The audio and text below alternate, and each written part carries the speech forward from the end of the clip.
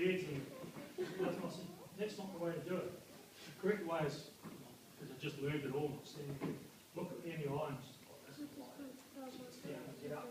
Next thing she starts laughing. For those yet know, she starts laughing and she snorts. And she starts to snort. We had this guy up on the bed, up about here, front wheel's not yet in the ambulance, and like this, and then I start to laugh. Meanwhile, she's snorting and grunting. This dementia patient, lucky was dementia. He's sitting there just looking around. Finally managed to get the front wheels up on the ambulance and push them in. Meantime, she actually managed to wet her pants. All was laughing and carrying on. So I went back to the ambulance station and told the other crew member on the other end. So we went out to the local supermarket and bought some of their fish. And I'll be happy and bought them back.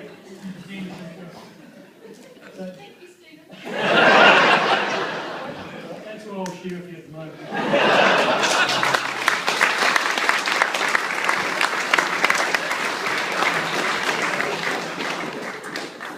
Okay, well, thank you, Murray, and thank you, Stephen, for those lovely stories.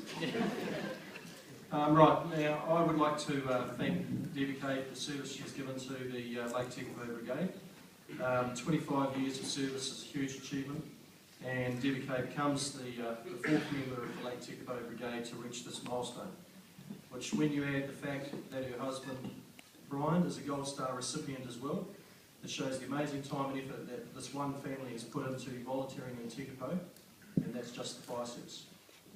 And in recognition of her time and effort in the achievement of 25 years in the fire service, I'm pleased to announce Debbi-Kaye's inclusion to the Life Honorary members of the Lake Tekapo Volunteer Fire Brigade, and ask Debbi-Kaye to come forward and receive her Life Members Medal. And then we have a gift for Brian, so I'll let Brian say. And then after that, it's Debbi-Kaye's turn to have a few words.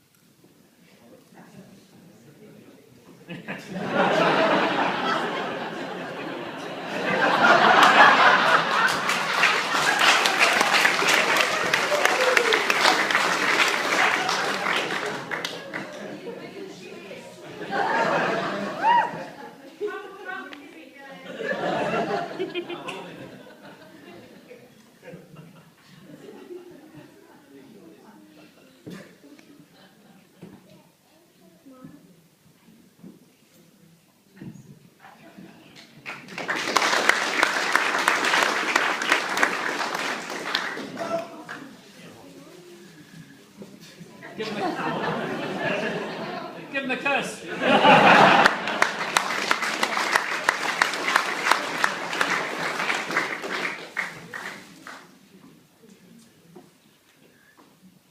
Debbi-Kaye's turn to say something.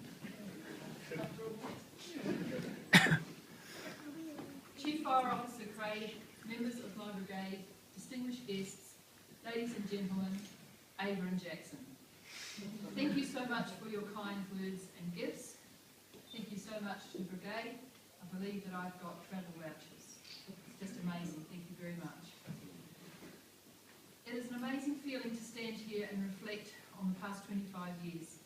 When I joined the Lake Tekapo Brigade in 1988, I looked up to the old officers of our brigade, and I really thought there was no way that I could make it to 25 years of service. Before I continue, I'd like to personally acknowledge my original deputy, Pat Quinn, who is here tonight. Pat was supervisor of Tekapo A powerhouse many years ago and was my deputy on joining the brigade. Pat, you've really made my evening, and thank you so much for making the effort to celebrate with us. It all began with DCFO, Deputy Chief Fire Officer Will Aikes, decided to send me on a wee radio operators course, as in those days we ran our own control room at the station. In those days, the Ministry of Works and the NZED provided much of the brigade's members. Once I'd undertaken my radio operator's course, Bill then decided I should do a basic firefighter's course, just in case we were ever short. Off to Twizel I went and was partnered with the tallest firefighter on earth on the brigade for the weekend. I really enjoyed the challenge, and of course once I got back to the brigade, Bill decided as I was trained I should at least turn out with the brigade, and that was the beginning of it all. For the first 15 years I lived and worked at Lake Tekapo 24/7, and it is only in the last 10 years or so that I've commuted through to Timaru to pursue my role as a paramedic. The early days on the brigade were great fun, but hard work. I know I could not have achieved the 25 years without the help of the community. I know we should not name names, but I would like to say a huge thank you to the likes of Roz and Richard Raywood, who are unable to be here tonight, they're overseas. They were terrific support when my girls were young, but especially to their son Tim, who would run down the hill and babysit when the siren sounded. I remember fondly the time I was preserving and came back from a call to find that Tim had scooped the preserves into a jar. Thank you also to you, Brenda, and to Gail, who for years would take care of the girls so I could turn out for a call. I also have a wonderful memory of the late Bill Apes, who had earlier in the day had attended a murder in his class and then had been through to Timaru for sentencing. On arriving back to Lake Tekapo late at night, he was aware of the siren sounding, but decided he'd be better off babysitting our girls and allowing me to go fresh to the fire call. Brian was overseas working at the time, so Bill decided he was in charge at my house. On arriving home in the early hours of the morning, Bill had changed a nappy, put a child back to bed, made cheese toasties for all the crew, and had opened a bottle of whiskey. I too have also great memories of you, Willie Nichols, and I driving to Timaru to undertake training in an old bomb of his that never had a heater. And my freshly washed hair would be frozen before we made it to the sandhills. Willie would try and remedy the situation by offering me a can of cold beer at 6 a.m. when we had to be in VA later that morning. I also distinctly remember the day I told little Stephen Joel that one day I wanted to be a paramedic and a Gold Star firefighter. He laughed and said, "Don't tell me, show me." So hopefully I've made amends to that. I really enjoyed my 10 years that I served on the Canterbury Provincial Association when travelling around the country. I had all sorts of different reactions as a female firefighter, a president, a blonde and an Australian. A huge thank you to the Timaru Brigade, where all my initial training was undertaken. I've also felt really welcome and have continued to enjoy great friendship with members of that brigade. Certainly in the early days they were a little unsure with what to do with me. In fact, one of the trainers who were my names told me I'd be better off at home making sponge cakes and having Tupperware parties. I do agree, obviously, and we have since then become good friends. I'd also like to thank my employers, the Board of St John, and especially Glenn and Darren. Darren's not here tonight because he's running the cutter in Timaru. For their ongoing patience, as sometimes I think they wonder on the day whether I'm a paramedic, a firefighter or a nana. So thank you. Also thank you to those of you I know I can confide in especially nasty situations. I really appreciate it. Sorry Marie and John, you've had a few years of that on the gin trail. And finally, most importantly, I'd like to thank my family for all the support of the years. I couldn't have served my community without the continued help from Brian, Brooke and Gemma. The girls have been amazing and many a time would have to run the shop while Brian and I were away on call. I remember coming back to a shop full of people with a 7- and 9-year-old behind the till and much cash in the drawer. The tour drivers knew the drill and would take it as read if the girls were in charge and Mum and Dad were away on a call. For all those Christmas dinners, birthday parties and special occasions that were disturbed, I say thank you. As recently as a few weeks ago we had a call and I was required to assist with a patient. I was babysitting Ava at the time and was unable to respond immediately. In amongst it all, one of our firefighters, Mr. Stephen Binns, looked after Ava and I responded. So history is really repeating itself again. Enough rambling and reminiscing. Thank you again. Enjoy your evening and travel safe. Thank you.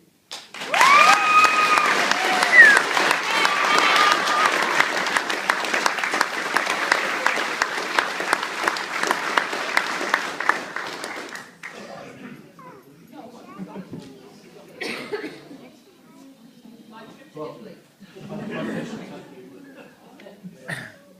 Okay, that concludes the presentations for the evening. I'd like to now say a few thank yous. I'd like to thank the official guests for being part of our honours, and I'd like to thank you all for coming to our evening. I'd like to thank the group that set up and decorated the hall today. Absolutely. Thank you, guys. And I think a special mention needs to be made to all involved with the renovation of the community hall. Mayor Clare, Councillor Peter Maxwell, and the community board, which our brigade members Murray Cox and Ian Radford are part of, along with Pete Munro, who's out in the audience. I think you have all done this community proud with this renovation. Greg and Nicola, who are slaving away in the kitchen, and all the staff of Lake Tekapo catering for the supper a little later on, and manning the bar for us. And Double Talk, who are patiently sitting in the back room there to start their 4 or 5 hours of music from whatever time we start, I think it was, for providing the entertainment that they are about to provide. And a special thanks from myself to the officers and the members of the Lake Tekapo Fire Brigade for the effort that they've put into preparing for tonight and the commitment to the brigade and the community we serve. I will now ask the past and present members of the Lake Tekapo Brigade and any Gold Star recipients to form a guard of honour in front of the stage here for when Debbi-Kaye leaves the stage. And I wish you all an enjoyable evening. Thank you.